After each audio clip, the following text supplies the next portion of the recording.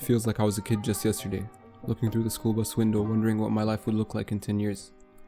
I sometimes look back at old videos from me in high school, or the mindless things I'd write on my Facebook wall as a tween, and wonder how that really is the same person. Ironically, I vividly recall scoffing at the idea that my opinions and decisions were held to a lesser regard than the adults who were around me. At the time, I always felt like I was pretty mature, and that I knew what I was doing. Obviously, looking back, that was far from the case, but sometimes I feel like I'm writing to somehow revisit that concept. I wonder if when I look back at these thoughts 10 years from now, I'd be able to recognize the old me, or whether I'd hold similar thoughts to the ones I do today. That isn't to say that being an adult provided me with ultimate wisdom. Quite the contrary. The more knowledge I gained, the less I realized I actually understood. As the years pass and you transition into adulthood, you slowly grasp that even your parents, whom you idolized for much of your life, are completely fallible and are going through the uncertainties of life in the same way that you are. Your heavily magnified and minute view of the world as a child gave you this idea that the grown-ups around you are all wise, and that they hold an enlightened view of what it means to live a good life, until you become one and see the complexities of it all.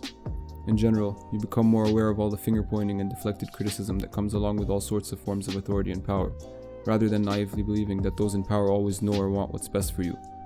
Growing up, you get accustomed to associating with your favorite cartoon characters, where there was a clear distinction between good and evil.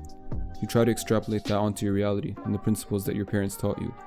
You start to see your unfair teacher, a playground bully, as the bad guy. As you begin to mature, however, you begin to grasp a more realistic perspective on the nature of man. You begin to realize that bad and good is often a complicated spectrum of people simply expressing their self-interest and differences in perspective. Most importantly, you learn that your true worst enemy isn't your unfair teacher or childhood bully. It's often yourself and your desires. It's your ignorant inability to check yourself, opting to think that you're always the good guy in the cartoon. I mean, how couldn't you? Even when you messed up or didn't take proper action, you saw all the events leading up to you doing that, and so it had to be justified, right?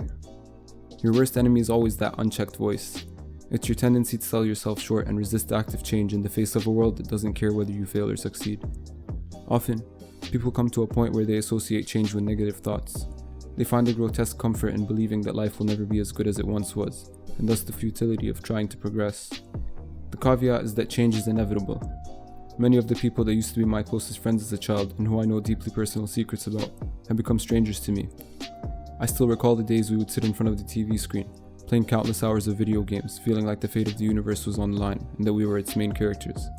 We had a bond that seemed unbreakable at the time, but circumstances that were out of our control forced us to impart, sort of giving us a precursor into how things would always be in life.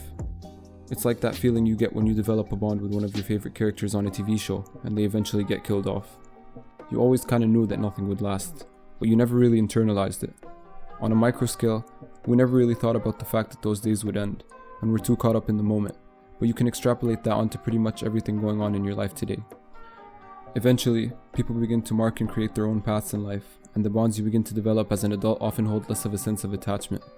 If you're smart, you'll use that knowledge to gain gratitude for the relationships you currently have, accepting that they might come to an end at any time. You'll realize that it's healthier to appreciate things for what and how they are, rather than trying to mold them into what they once were. I think that's the reason you often find elderly people to be the happiest. Evidently, it's not because they're living the most exciting or flashy lives, but because they've learned to appreciate the finer things that you get too caught up taking for granted. In contrast, it's often our childhood, where most of our experiences tend to feel novel and exciting. We tend to allow the blueprint set out for us by our immediate peers and relatives to give us a sense of direction and self-importance. Eventually, you grow to understand that no matter how much ego and self-importance you harbor, you'll always be a number to somebody. You might not recognize this outright, but it affects you in some way or another. You're thrust into a hierarchy, where every rung of the ladder you climb gives you more insight into where you stand on the wider scale of the world. Climbing up the hierarchy doesn't always give you that rush of accomplishment you thought it would as a kid. You thought that the fact that you did well compared to the same 25 classmates you had at school every year made you special. Then you begin to go further in life. You're now an adult, competing with thousands of people who work just as hard as you to fight for the same exact position you so desperately crave. Ideally, the sheer scale of the world should inspire curiosity, yet it can sometimes leave you feeling small. Sometimes when I'm watching a sports game, I'll think of the third stringers on the team. The thousands of hours of dedication it took them to reach the top 1% of their craft, only to be overwhelmed with further comparison to their teammates. I don't always envision the luxuries that come along with the stardom. I picture a 15-year-old full of ambition, envisioning their name amongst the Hall of Fame, only to struggle to come to grips with the fact that they'll probably only play a few minutes a game. It's no wonder so many people who've been blessed with the fame and success that we crave have come to address these kinds of struggles.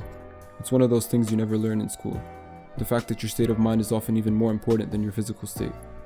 In childhood, the only impressions of mental illness come to you from a distant place of craziness. I can think of the Joker or the Mad Hatter off the top of my head. We never quite seem to grasp that we can unknowingly be as equally prone as anyone to things like these. We're subject to so many people, experiences, and stimuli on a daily basis, but we don't really understand the ways they affect us. Sometimes when I'm out, I just ponder upon the thousands of people that pass me by that don't know about my existence, nor will I ever know about theirs. It kind of puts things in check, the self-importance we get raised upon, contrasted with my lack of inability to internalize a holistic sense of perspective about the world. Every one of those people I cross paths with almost certainly has quite a few problems that I don't. Yet as a child, I often found myself ignorantly questioning, why does this have to happen to me when something bad occurred in my life? I often used to wonder if it's only me that looks too much into things like these. But interestingly enough, through writing and hearing people's feedback, I've begun to understand that we're a lot more similar than we think we are. Time is telling, and I find it enthusing to reflect upon my insights into how we're traditionally brought up to view things, contrasted with the realities of an ever-changing world. It's crazy how much your view of the world can change in a year, let alone 10. But to know the ending, one must understand the prequel. Thanks for watching.